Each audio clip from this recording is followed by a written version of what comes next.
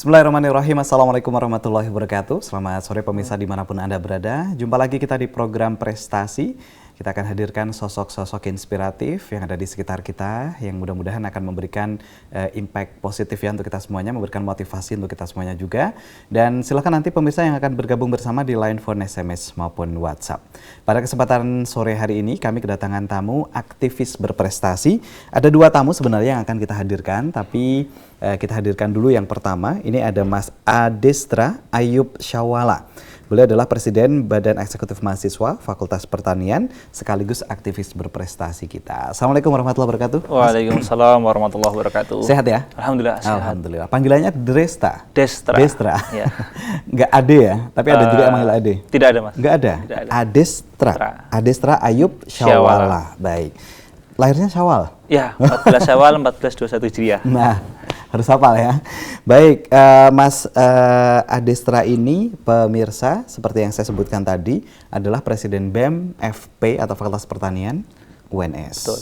Tapi di samping sebagai aktivis Presiden BEM ini dengan berbagai aktivitas organisasinya, banyak sekali prestasi-prestasi yang sudah didapatkan. Selamat ya, Mas Adestra. Alhamdulillah. Alhamdulillah. Tapi sebelumnya, sekarang semester berapa? Semester 7. Semester 7. Iya. Bentar lagi lulus. Amin. Dari prodi apa, Mas? Saya dari Prodi Sarjana Peternakan, S1 Peternakan. Oh, begitu. Peternakan itu termasuk baru ya? Artinya kalau dibandingkan dengan prodi-prodi yang lain di pertanian cukup muda ya? Benar. Baik, dan sekarang Mas Adestra semester 7, mudah-mudahan sebentar lagi lulus. Amin. Menunaikan amanah dulu sebagai Presiden BEM. Betul. Kalau udah di tataran Presiden BEM gitu, semester 7 itu ini ya, rata-rata semester 6, 7 gitu ya? Benar. Gitu ya. Baik, tapi sebelumnya pernah mengikuti berapa organisasi, Mas Adestra? Kalau di kampus tercatat ada 3 organisasi, termasuk Badan Eksekutif Mahasiswa Fakultas Pertanian. Iya. Pada tahun pertama saya mengikuti BEM UNS dan FUSI, itu saya belajar dan kemudian diamanahkan menjadi staf. Dan pada tahun berikutnya saya diamanahkan menjadi ketua FUSI di FUSI Fakultas itu apa Pertanian. itu? FUSI? Jadi FUSI itu unit kegiatan mahasiswa di Fakultas Pertanian yang bergerak di bidang keislaman. Gitu. Baik. Dan anak muslim muda berprestasi, aktivis, alhamdulillah komplit insya Allah ya. Amin, ya. amin. Baik, dan sekarang ini berarti udah puncak dari ketua organisasi dong ya? Ya. Karena besok udah lulus kan ya? Betul. Baik, nah Mas Adestra bisa diceritakan ke pemirsa, ke teman-teman muda di seluruh Indonesia yang sedang menyimak barangkali ya. Prestasi-prestasi yang sudah kamu raih, mungkin dari semester-semester awal, bisa diceritakan ke pemirsa? Baik, saya memulai perlombaan itu pada semester 2. Ya. Dan kemudian alhamdulillah gitu. Ya. Diberikan Allah untuk juara 1 lomba karya tulis ilmiah gitu. Ya, semester berapa itu? Semester 2 gitu. Semester 2. Ya. Dan kemudian pada semester 3 saya kembali bersama tim itu mengajukan proposal perlombaan kompetisi dan alhamdulillah juga sampai tembus gitu. Lolos, ya? Startup digital planner. Nah, dan kemudian pada selang beberapa bulan melalui tim saya juga saya mendapat kesempatan juga untuk melakukan PKM, program kreativitas mahasiswa, ya. Itu di bidang RE, riset eksakta. Di semester berikutnya saya alhamdulillah itu diberi kesempatan juga menjadi tenan inkubasinya UNS dalam membangun startup. Namanya itu programnya UNS Innovation Hub 11 Maret Startup Academy. Pada tahun berikutnya saya menjuarai lomba debat juara 2 dan menjadi best speaker.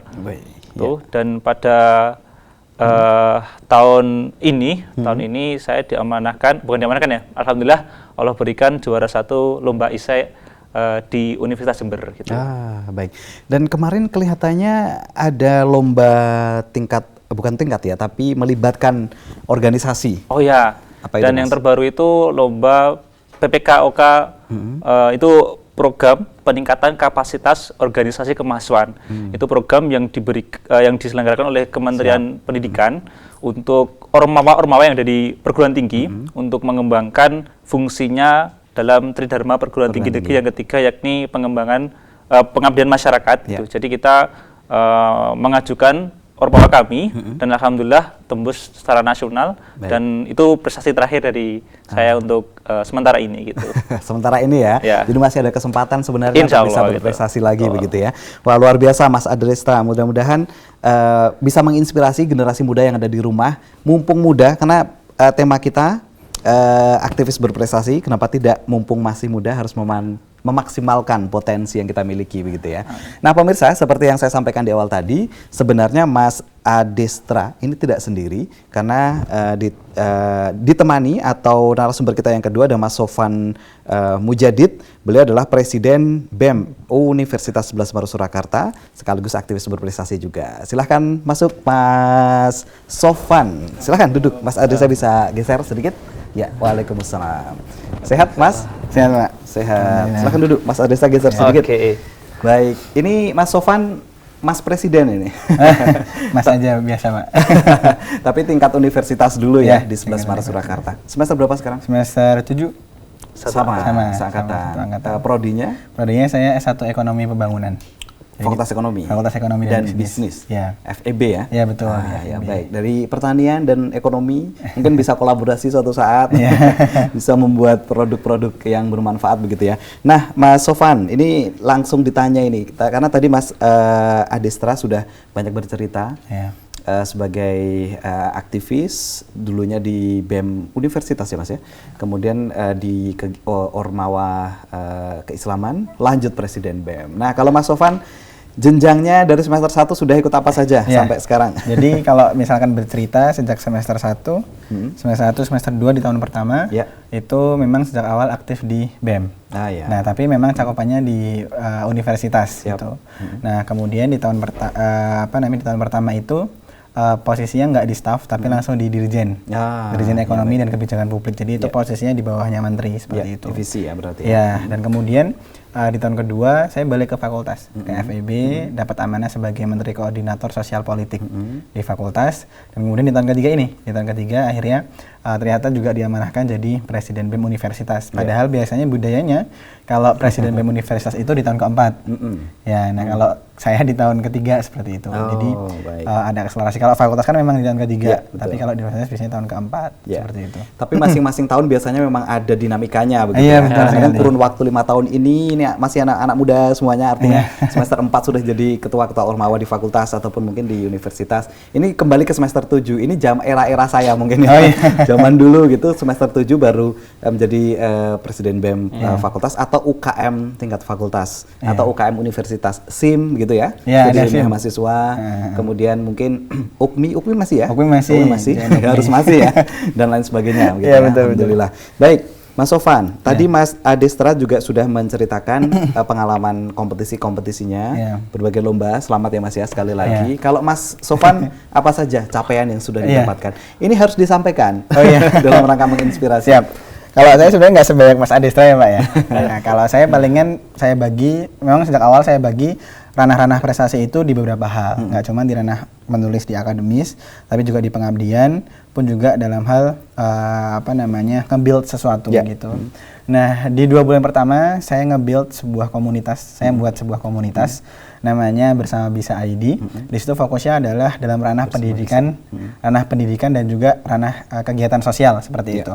Program-programnya kita biasanya pengabdian di desa, kemudian juga amal jariah sedekah Al-Quran ke masjid-masjid terpencil, kemudian juga kita membangun sekolah gratis, sekolah generasi Indonesia, sekolah buat masyarakat di belakang kampus UNS di desa Mipitan Sewu, di pinggir sungai. Warga-warganya itu adalah warga-warga yang dulunya bergeser dari daerah Kampung Sewu yang dulu terkena banjir, dari Kampung Sewu. Nah itu dulu saya pertama di awal-awal tahun ya. Kemudian semester 1 saya punya sebuah tekad bahwa kalau 1 semester mengikuti lomba minimal 4.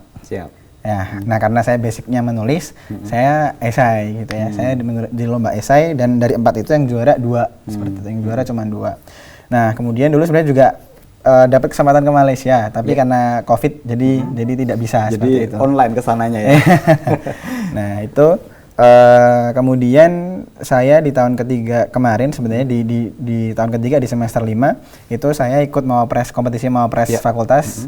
Alhamdulillah qadarullah dapat juara 1 itu di tingkat fakultas. Dan kemudian setelahnya masuk di tingkat universitas, saya dapat juara harapan gitu, juara harapan 1 atau juara 4 seperti itu. Baik. Nah, selain itu, saya karena suka nulis juga, saya dulu nulis buku. Di usia 20, saya nulis 2 buku. Ya.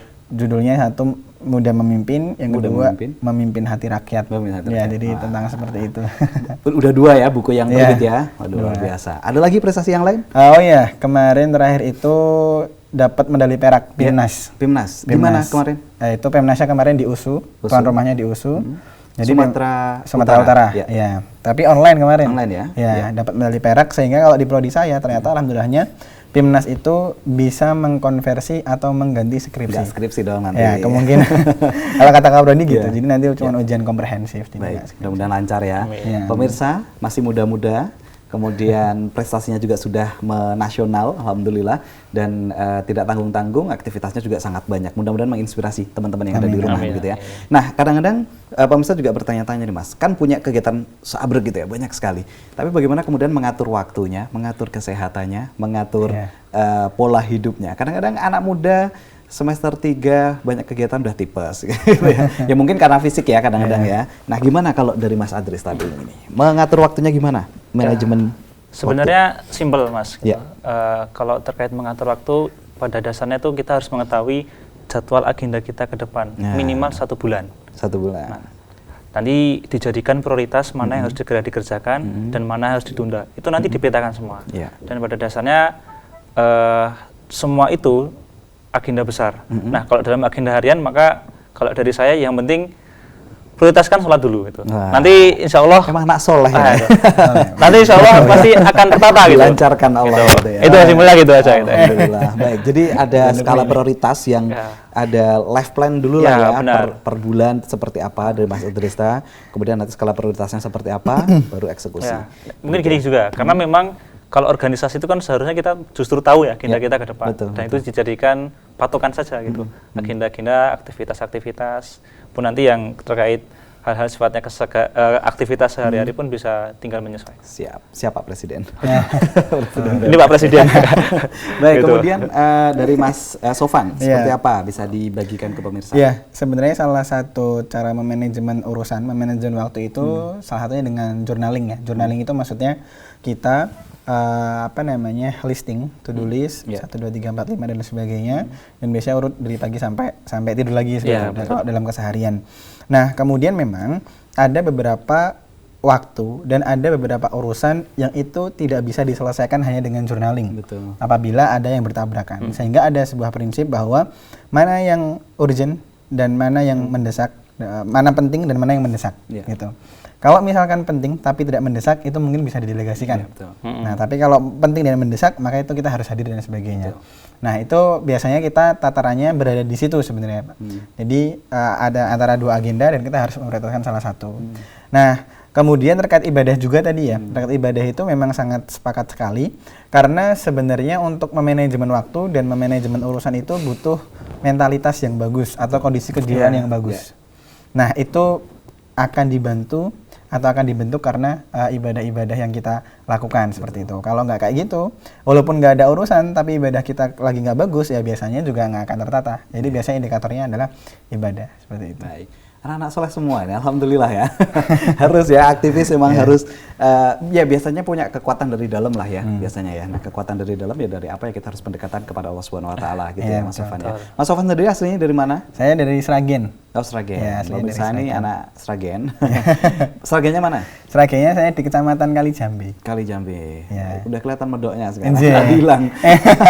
Mas Adresa? Saya dari Karanganyar, Karanganyar. Kecamatan Kerjo. Oh ya, sebelah-sebelahan lah ya. Oh, iya. Sebelah-sebelahan. Baik. Nah, ini kan tentunya posisi kalian ini diminati banyak orang. Oh, iya. Artinya muda yang kemudian bisa berkarya dan bisa memaksimalkan potensi yang dimiliki begitu. Karena kadang-kadang teman-teman kita mau mengikuti satu kegiatan saja banyak kesulitan yang dihadapi. Tidak hanya sekadar faktor internal tapi eksternal, kadang keluarga yang menuntut dia sekolah harus sambil kerja dan lain sebagainya. Nah, menurut Mas Sofan dan juga Mas Adestra, ini bagaimana kemudian anak muda yang ideal menurut kalian itu seperti apa? Mas Sofan dulu. Oh ya, Jadi sebenarnya kalau misalkan kita berbicara tentang pemuda yang ideal, masing-masing orang pasti memiliki indikatornya. Ya. Tapi kalau secara umum pasti pemuda yang ideal adalah mereka yang mampu untuk bermanfaat untuk sekitarnya. Yang menyampaikan sebuah prinsip bahwa kebermanfaatan itu menjadi sebuah keharusan. Ya. Nah, secara ideal memang sebagai seorang pemuda mengacu pada salah satu fungsinya yaitu Director of Change dan juga Iron Stock untuk masa depan, maka seorang pemuda satu perlu memiliki daya intelektualitas yang cukup, Ya, punya kapasitas intelektual yang kapasitas yang cukup. Yang kedua tentunya punya sebuah mimpi dan harapan, karena ini merupakan sebuah bahan bakarnya juga untuk ke depan akan seperti apa. Kemudian yang ketiga punya yang namanya service orientation. Service orientation itu orientasi untuk memberikan sebuah pelayanan. Ya. Misalkan entah nanti posisinya apapun, kerjanya apapun dan sebagainya, itu orientasinya adalah untuk memberikan pelayanan yang terbaik. Entah di kerjaan ini ataupun di kampus dan sebagainya, itu memberikan sebuah pelayanan yang terbaik seperti itu. Nah, satu lagi yang sebenarnya kadang tidak masuk radar ya dalam indikator pemuda ideal itu adalah berbakti sama orang tua. Nah, Iya. kadang-kadang kita sibuk sekali di luar Iya, gitu ya Mas betul. ya, tapi rumah kadang-kadang terlupakan. Iya, betul. Sesaat 4 tahun ya, Iya. mungkin selama aktif di kampus. Tapi alhamdulillah itu harus menjadi apa ya, menjadi salah satu prioritas juga begitu ya, Betul. untuk sowan ke orang tua dan sebagainya. Kalau versi Mas Adresta gimana? Sudah diambil semua ya. Tapi mungkin sedikit menambahkan Iya, ya. banyak juga Dan boleh. mungkin pada dasarnya kan pemuda yang ideal itu adalah pemuda yang memiliki peran itu aja. Iya. Dan saya berkeyakinan kalau peran itu satu dengan yang lain itu memiliki versi masing-masing. Iya, gitu. betul. Dan tinggal bagaimana kita menghormati jalan pilihan orang gitu. Hari ini mungkin saya dan Mas Sofan perannya di kampus lewat organisasi atau prestasi. Iya. Oh, ada kawan kita yang sama-sama di kampus tapi lewatnya bisnis. Iya, Oh, lewatnya menjadi seorang asisten dosen. Iya. Asisten laboratorium. Ini case-case di kampus gitu. Iya. Nanti ketika kita perluas lagi, misalkan kawan-kawan kita yang mengambil peran di dunia kerja, saya rasa juga sah-sah saja gitu. Yes. Dan pada dasarnya adalah terkait peran dan kemudian memaknai bahwasanya sebagaimana yang telah dipesankan kepada kita semua ya, sebaik orang adalah orang yang bermanfaat bagi orang lain, gitu aja. Oke, menarik ya. Jadi ya disitulah kita kembali diingatkan fungsi-fungsi anak muda gitu ya. Kalau keberadaannya di suatu tempat nggak ada manfaatnya, mungkin akan harus koreksi diri masing-masing begitu ya. Jadi memang harus mencoba untuk apa yang bisa kita lakukan. Saya ada klausul pelayanan tadi menarik sekali karena bagaimanapun anak muda punya energi yang lebih ya, punya energi yang dan punya idealisme yang tinggi.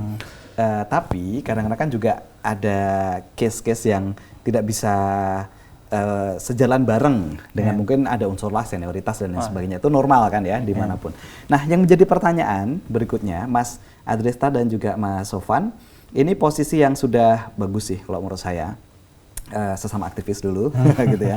Kemudian tapi nanti ada fase di mana kalian mungkin setelah lulus kampus nggak ada yang kenal gitu ya. Harus memulai lagi dari nol gitu. Kemudian kecuali kalian udah punya Instagram yang banyak gitu ya.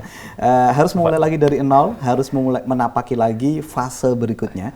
Kadang-kadang ada fase apa ya, fase ya butuh pengenalan diri lagi, brand lagi. Bagaimana mempersiapkan itu? Dari Mas Adresa dulu. Baik, sebenarnya untuk berbicara ketika pasca kampus, maka investasinya adalah ya ketika kampus itu sendiri gitu. Betul. Nah, kalau dari saya mungkin juga bercerita ya, karena tadi juga memiliki kesempatan untuk meraih prestasi di bidang akademik dan kemudian itu menjorok juga bisa dikaitkan dengan pasca kampus, maka itu yang saya lakukan. Saya bersama teman-teman, bersama tim mendirikan komunitas namanya Sosiofarm. Itu bergerak pada kemitraan peternakan, karena saya juga disiplin mulai peternakan. Gitu. Dan kemudian alhamdulillah kemarin sudah menandatangani pendirian CV gitu. Jadi itu juga untuk pasca kampus. Jadi biar kemudian ketika lulus juga tidak membangun dari nol gitu. Itu yang mungkin yang bisa saya ceritakan, dan pada intinya adalah ya untuk pasca kampus ya investasinya ya ketika kampus itu sendiri. Sekarang sudah mulai ada diskusi-diskusi begitu? Sudah ada langkah konkret di CV-nya? Alhamdulillah sudah. Apa Mas nanti kira-kira? Jadi karena kita itu bergerak pada 3 ranah ya, kalau yang mungkin pertama adalah terkait training dunia peternakan, kemudian investasi peternakan dan penggunaan dana-dana produktif. Dan yang sudah kita lakukan adalah training dan investasi. Kita telah menerima investasi dari kawan kita yang ada di Kalimantan, dan kemudian kita telah melaksanakan training di Matesih terkait pakahan. Nah, mantap nih. Baik. Emang harus persiapan segala sesuatunya begitu. Kalau Mas Sofan gimana? Ya, sebenarnya kalau untuk misalkan persiapan pasca kampus, memang masing-masing orang kemudian memiliki jalurnya ya. Yeah. Dan kalau intermezzonya adalah kalau orang-orang yang udah sibuk di kampus tuh bahkan habis kampus nggak pengen dikenal karena capek. Tapi intermezzo aja. Nah, tapi kalau saya sendiri sebenarnya karena ruh saya sebenarnya ruh pendidik, ruh akademisi. Akademisi. Secara nasab dan sebagainya itu rata-rata lebih ke akademisi.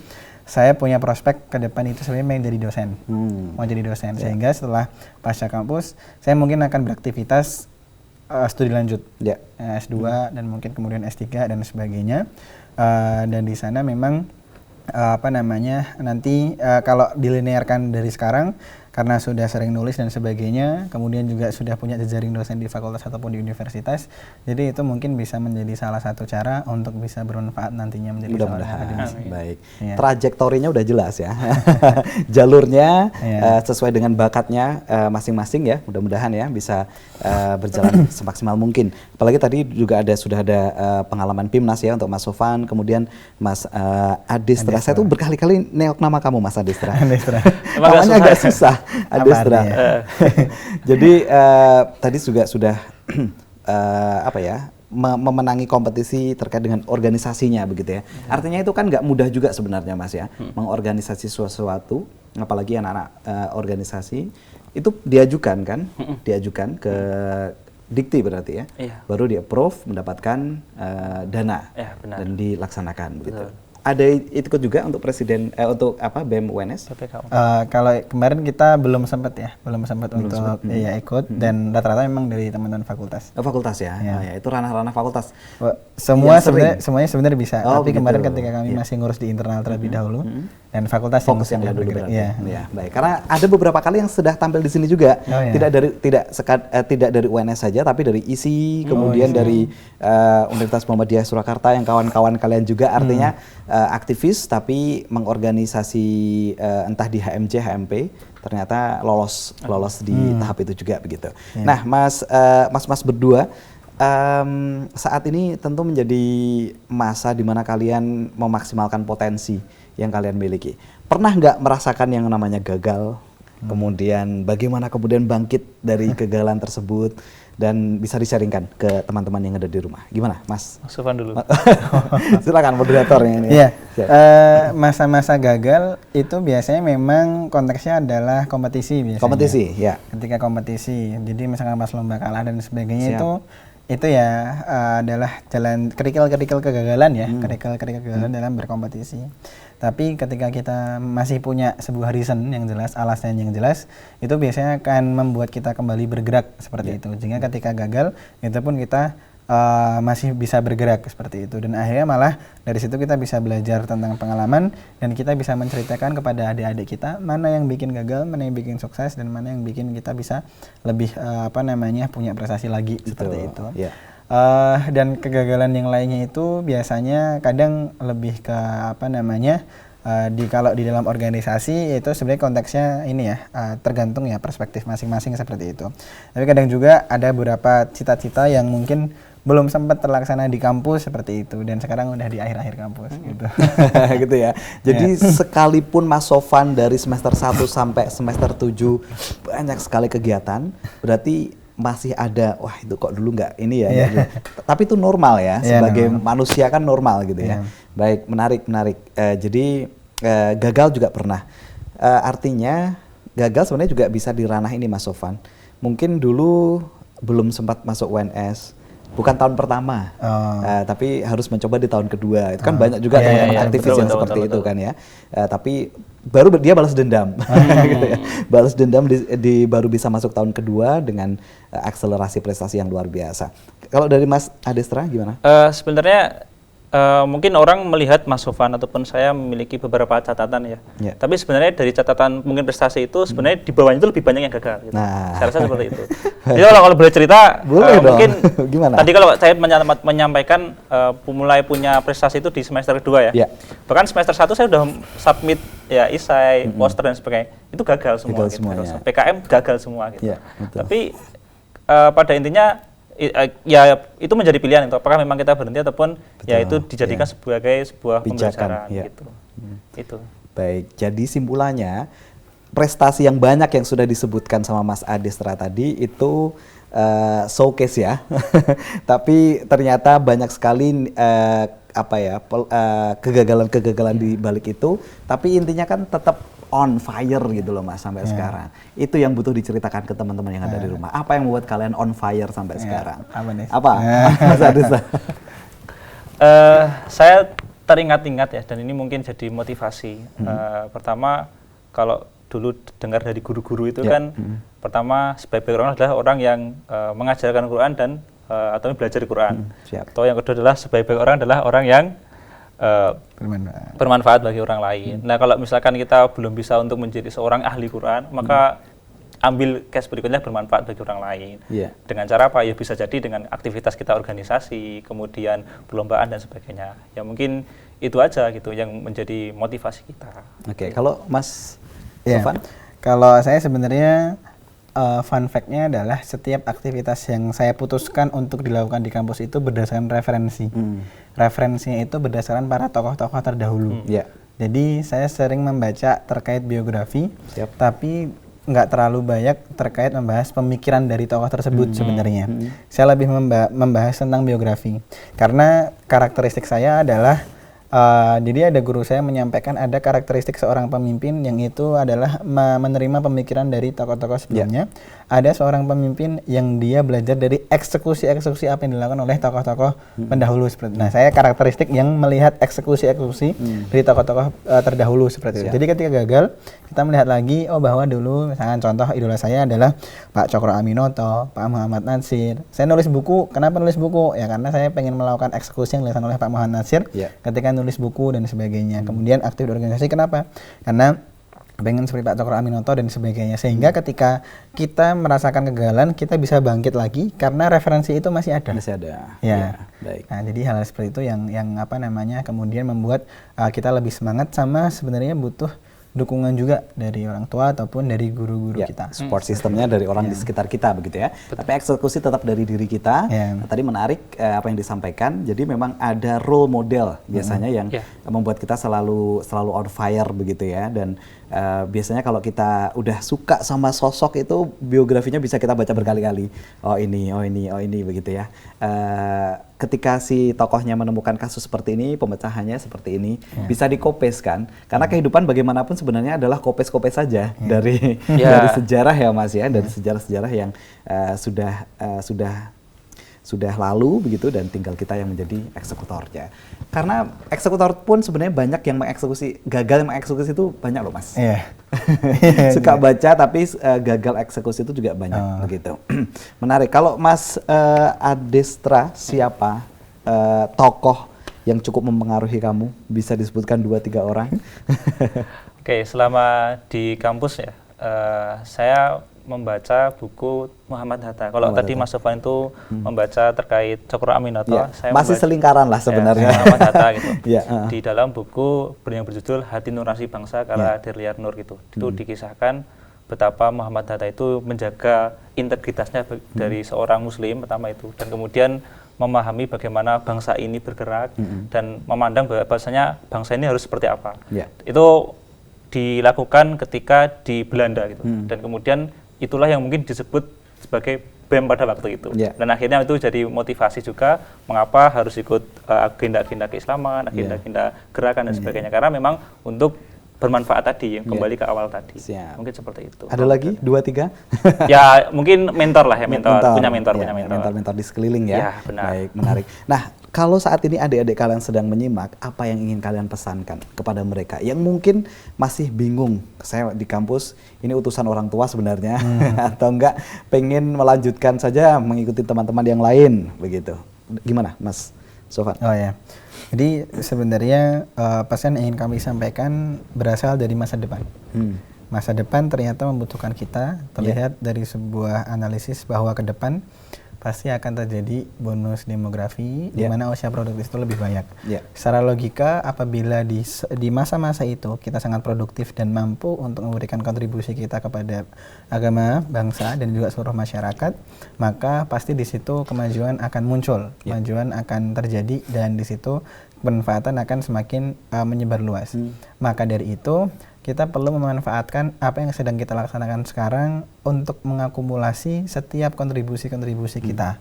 Karena kita tahu bahwa Indonesia ini nggak akan bangkit hanya dengan satu air mata orang saja, nggak akan bangkit dengan satu tulang punggung orang saja, nggak akan bangkit hanya dengan satu keringat orang saja, tapi akan bangkit karena akumulasi kontribusi dari setiap generasi yang kemudian bisa membawa sebuah kekuatan yang luar biasa seperti itu. Pilih Mas Sofan sebagai Presiden BEM kemarin sudah gitu ya. Baik, terima kasih Mas Sofan. Gimana Mas Adestra? Oh ya, mungkin terkait di kampus ya. Karena kampus ini ladang belajar, laboratorium sosial, dan bisa dibilang juga miniatur sebuah negara, maka semua aspek kehidupan di sana ada. Kalau dari saya melihatnya, jangan sampai kita merasa puas akan segala ketercapaian diri kita, tapi jangan sampai juga merasa telat untuk memulai sesuatu. Ya, baik. Jangan sampai telat. Jangan sampai merasa telat untuk memulai sesuatu. Nah, ini menarik juga ini Mas Sofan, karena kadang-kadang sekarang udah semester 5, sekarang sudah semester 7 gitu ya, kadang-kadang seperti itu. Padahal itu masa-masa emas juga gitu kan ya. Apalagi nanti kalian pasca lulus tiba di usia 25, 30 gitu ya. Kalau tidak punya semangat juang anak muda, sering banget luntur nanti semangatnya. Mudah-mudahan terjaga semangat kalian sampai kapanpun. Jiwa mudanya, yang penting kan jiwa muda kan ya. Betul. Betul ya. Jiwa mudanya yang penting ya. Dan ya umur hanya angka gitu ya. Tapi kadang-kadang kita juga kalah loh Mas sama yang usia 40, 45, mereka on fire di berbagai bidang begitu ya. Mudah-mudahan kita sampai sana nanti, artinya sampai usia berapapun jiwa mudanya untuk mengubah sesuatu yang lebih baik tetap terjaga di tengah-tengah kita. Terakhir lagi, karena waktu kita tinggal 7 menit dari masing-masing, mungkin 1 menit begitu ya. Apa next plan dari kalian? Mungkin 1-2 tahun ke depan dari Mas Adestra. Pertama, lulus. Sebelum lulus 2 minggu lagi kita on air di radio juga. Oh ya, benar. Ya, apalagi? Lulus. Dan yang dekat adalah menyelesaikan di BEM, itu kemudian amanah orang tua untuk kuliah diselesaikan, dan kemudian tadi yang sudah saya singgung terkait CV tadi, Sosiofam itu kembali digeluti secara penuh, karena ini saya membagi forces untuk menyelesaikan amanah di kampus dulu. Itu diambil sama teman-teman dulu. Saya akan kembali ke sana untuk menyelesaikan. Mudah-mudahan lancar. Amin. Kapan-kapan kalau ada waktu, kita punya acara Gempita Nusa Teruna, itu anak-anak BEM bisa diajak semua nanti di sini untuk sharing begitu. Dari Mas Sofan, 1 menit apa? Ya, kalau untuk planning ke depan, saya tetap mungkin jalurnya jalur akademisi ya. Akademisi. Jadi saya akan studi lanjut dan kemudian lebih banyak mengabdi dalam hal keilmuan dan juga mengabdi dalam hal agenda-agenda masyarakat seperti itu. Nah, karena sepertinya itu adalah tujuan penciptaan saya itu. Bahasanya gitu ya. Passionnya udah di sana gitu. Passionnya ya. Itu kayak sepertinya di situ, walaupun ada sedikit juga terkait hal yang bersifat kemasyarakatan maupun kenegaraan dan sebagainya. Tapi nanti arahnya juga ke situ sebenarnya. Kita tunggu 10 tahun lagi. Baik, 10 atau sekian tahun lagi kalian seperti apa, mudah-mudahan intinya benang merahnya adalah manfaat bagi orang. Terima kasih Mas. Kurang kan 1 jam? Telat sih kamu. Kapan-kapan kesini lagi ya. Mas Sofan, Mas Adestra. Sukses terus untuk kegiatan-kegiatannya, lancar terus, dimudahkan Allah SWT terus ya. Tetap berprestasi dan terus menjadi aktivis. Assalamualaikum warahmatullahi wabarakatuh. Waalaikumsalam. Baik pemirsa, dimanapun Anda berada, saya sudah prestasi di kesempatan sore hari ini bersama Mas Presiden BEM kita. Insya Allah jumpa lagi di kesempatan lain dengan inspirasi-inspirasi dari teman-teman kita yang lainnya. Assalamualaikum warahmatullahi wabarakatuh.